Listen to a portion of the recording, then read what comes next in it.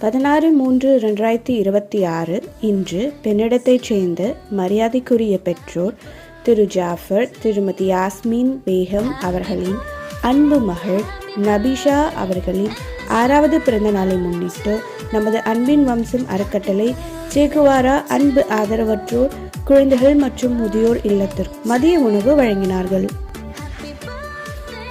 நபிஷா அவர்களின் பெற்றோர் மற்றும் குடும்பத்தினர் அவர்கள் எல்லா செல்வங்களும் பெற்று சீரும் சிறப்புமாக பல்லாண்டு மகிழ்ச்சியாக வாழ இறைவனை வேண்டுகிறோம்.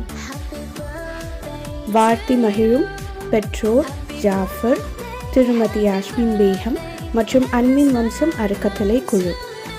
மதிய உணவு வழங்கியதற்கு எங்கள் நெஞ்சும் கனிந்த நன்றிகள். நமக்கு சிறப்பான உணவு வழங்கியுள்ளார்கள்.